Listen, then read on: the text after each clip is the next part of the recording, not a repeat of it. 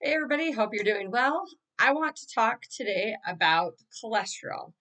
Cholesterol is one of those things that I think most people, the only real understanding is that you go to the doctor and when cholesterol is high, they panic. And cholesterol and its conjunction with heart health and heart attacks and things like that. There's much more to understand about cholesterols than just that aspect of it and the negatives. Most people, when I discuss food and eating and the way to help support good overall cardiovascular, many people are like, but what about cholesterol?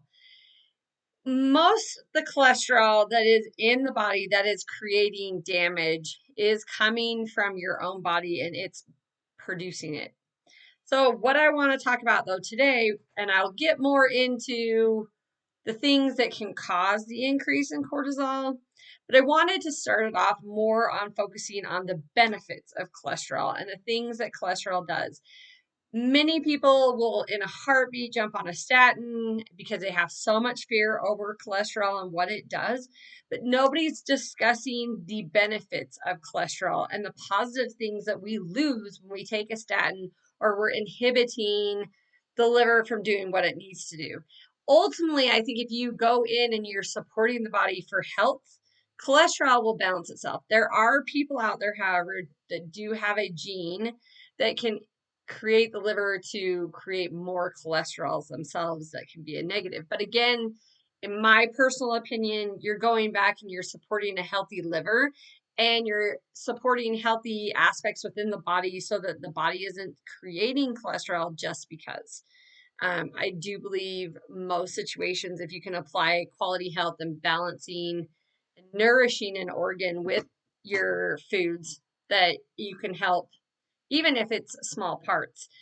It's always worth it to go in and nourish the body and the organs that are struggling. So, but I'm wanting to just generically give you a look. So, in the blog that I'm attaching this to, I've kind of written out, and these are not everything, these are just some of the things. And there are some things I realize that weren't included in this that I may discuss as well. So, first of all, it has a huge role in your immune system and how your immune system is functioning. So, when we depress cholesterols, we tend to inhibit the body's immune system because the cells are sending signaling through the cholesterol. Your cells themselves have a lipid wall that has cholesterols on there. They're helping to send signaling. Your body and how it's signaling is indicating where there may be a problem and what needs to be fixed.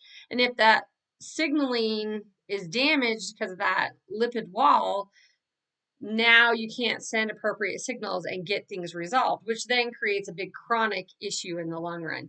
Not to mention that signaling that cholesterol can disrupt cells that are bacterial cells that are negative, and they can disrupt the walls and help the body and the immune system to get in and take care of that bacteria and balancing.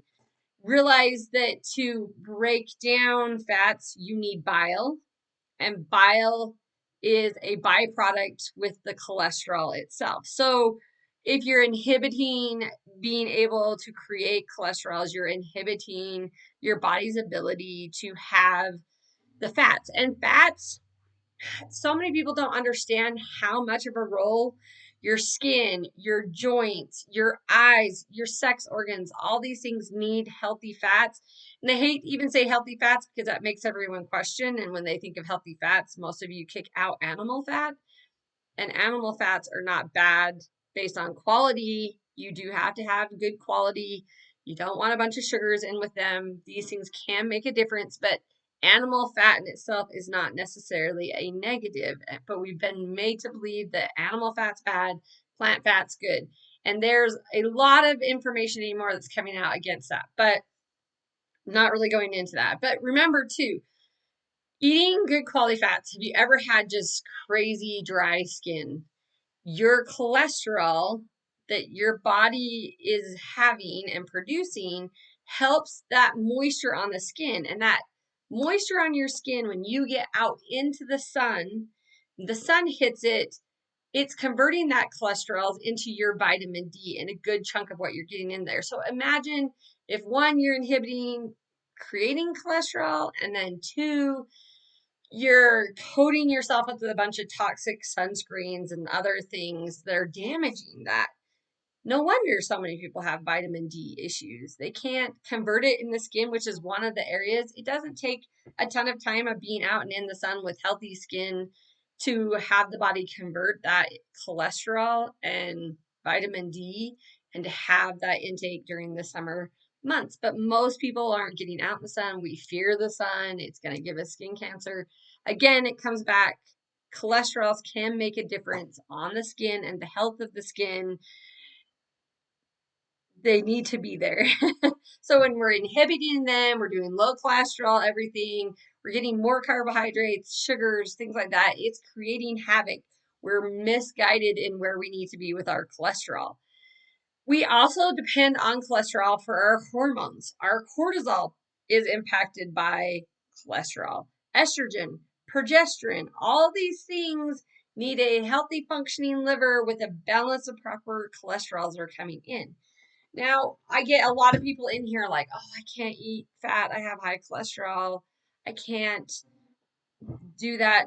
Cholesterol helps with all these functions in the body, but also realize if your cholesterol is out of balance, the diet you're eating is a big part of that. Sugars are a big part of that, which again, I'll get into this in the next one. I'm going to kind of go into things you should look at before trying to just get in and drop your cholesterols. If you understand there's different varieties of cholesterols, you have your overall, you have your HDL, which is considered good cholesterol. And the reason it's considered good cholesterol is because it's returning back to the liver to be recycled. LDL is considered bad cholesterol because LDL is leaving the liver to go repair or to do something within the body. And that's considered bad because excess cholesterol creates other havoc. And there are factors that it can, but again, I will go into this further on the next one. I just wanted you to understand that by just going in blindly and saying, oh, I have high cholesterol, I'm going to shove this cholesterol down. There's other things it's impacting. It's impacting your mood. Your brain is made out of cholesterols. You need it. They have shown in studies. Dr. Natasha McBride, if you want to get in further, has a book out, Put Your Heart in Your Mouth. It is a good information about inaccurate studies. Another one I do believe is The Big Fat Surprise. It's been a minute since I read it, but I'm pretty sure both of those kind of go in to cholesterols to a degree. Natasha McBride talks about how mental, emotional, men specifically, by drastically reducing your cholesterols, makes them depressed, suicidal, and very aggressive.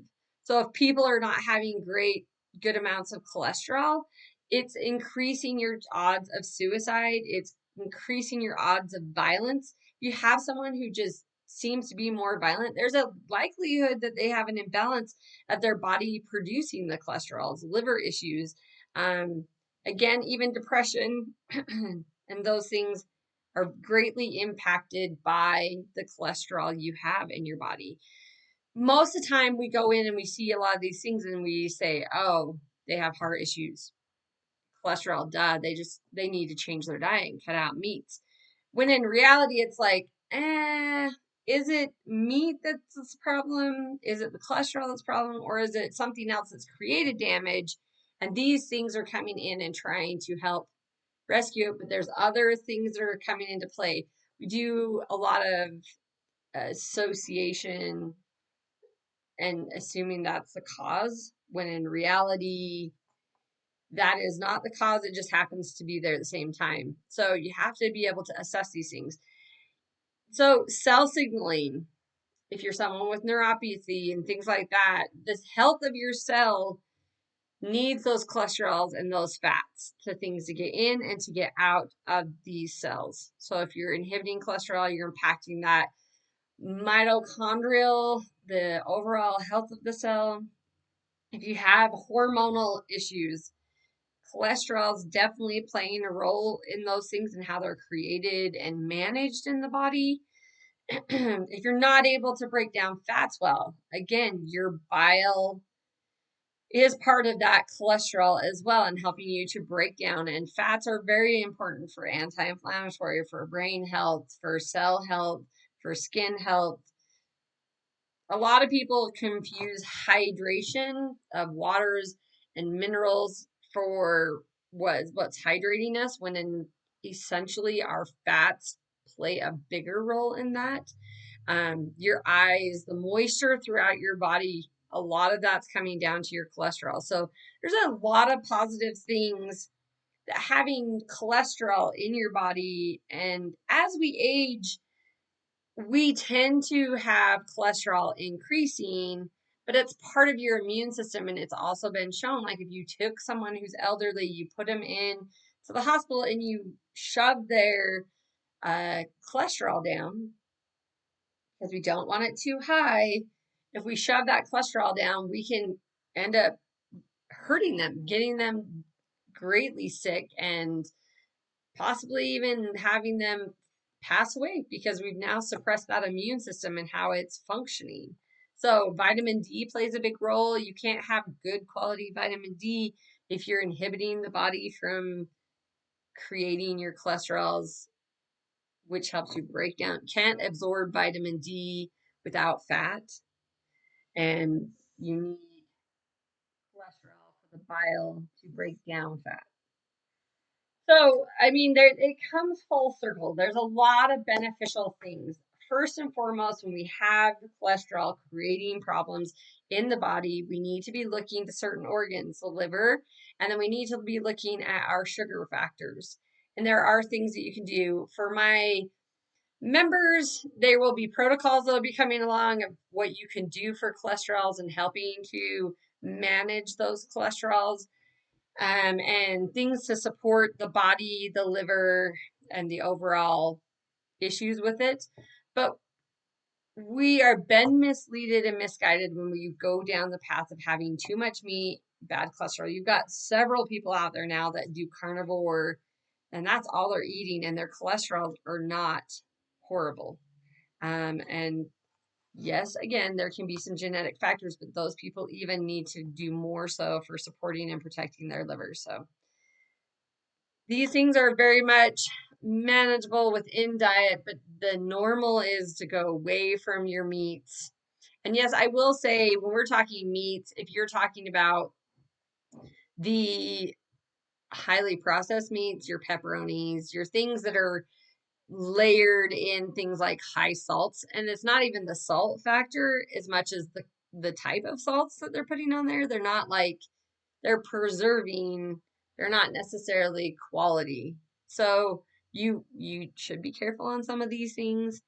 There are ins and outs, so it's not just a straight across. And that's unfortunately with nutrition, nothing's just black or white. Every individual has its own shades of black and white and gray, and you have to look at that picture to be able to direct people in the right direction. So anyway, a lot of benefits come from our cholesterol. So don't just blindly jump on a statin, jump on something that's going to inhibit your cholesterols or avoid cholesterol altogether, because brain, people, Alzheimer's, people with memory issues, losing that gray matter, there you need your cholesterols to break down the fats and things that are going to be nourishing that brain and having the proper brain function. So anyway, the point of this is to help you guys understand that there are beneficial sides to cholesterol, and it's about managing it. It's just like the same thing comes in with cortisol. Everyone says, oh, that's cortisol is just so horrible for you. No, cortisol has its place and does its things. It's the same thing with cholesterol. We don't want to just get rid of it. It's not all bad. So it's about understanding, and I do these things because I want to educate people to make better choices for themselves. And you guys have to be educated. You cannot depend on your doctors and everyone else to know all these things for you in and out. You need to be able to do that for yourselves. Hope you guys have a great day. We'll talk to you later.